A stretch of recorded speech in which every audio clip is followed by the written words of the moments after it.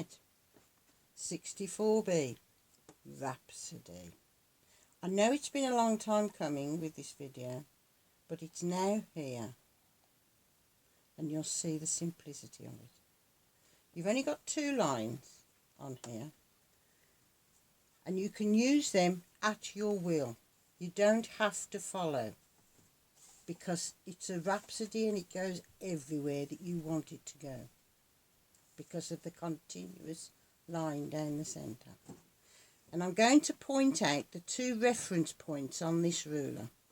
There's one on this curve here. Can you see it's a barely defined curve up, and there's one here.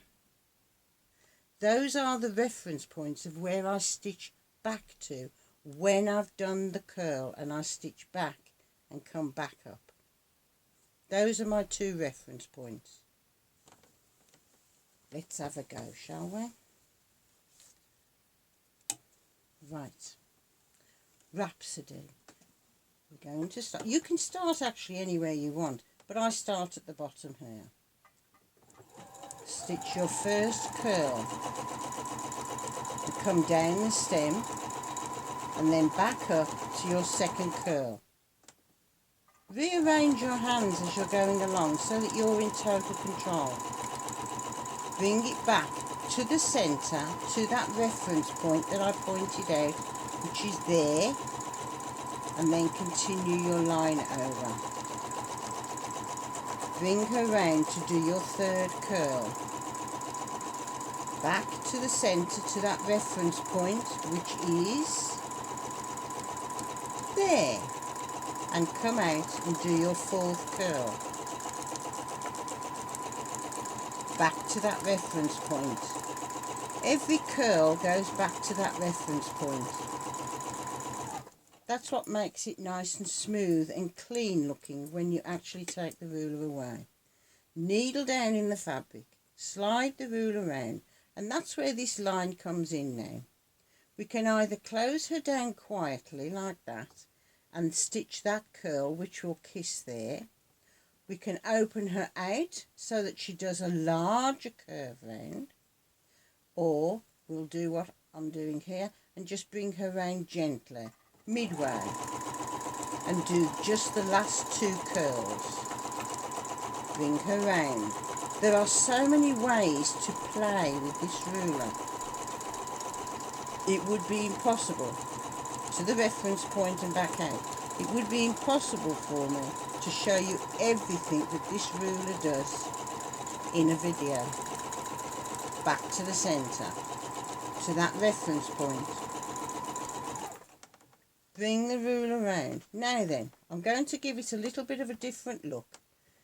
I'm going to come round, and I've done it so that the edge of the stitching line is in the centre of the channel, because this new stitching line that I'm just about to stitch will come round and kiss the seam that has already been sewn.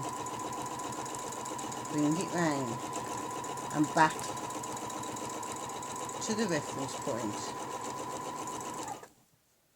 If you use those 2 rules, the previous sewn line in the centre of the channel and stitching back to the reference point, you will get continuous, beautiful curves that respond to you. Back to there. Now then, if we want to change it yet again, we can come round and put our line on, and we can extend that curve. Just look how beautiful.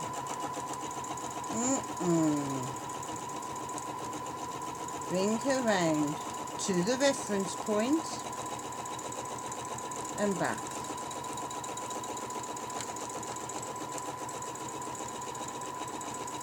Bring her back to the reference point. Oh God. Stop. Take her out. Now look what we have. We have an absolutely beautiful, oh my gosh, oh my life, isn't that gorgeous? That's Rhapsody. 64B. Absolutely stunning to be able to do that without turning the fabric, without marking the fabric, and without arguing with the fabric. Just so. Enjoy.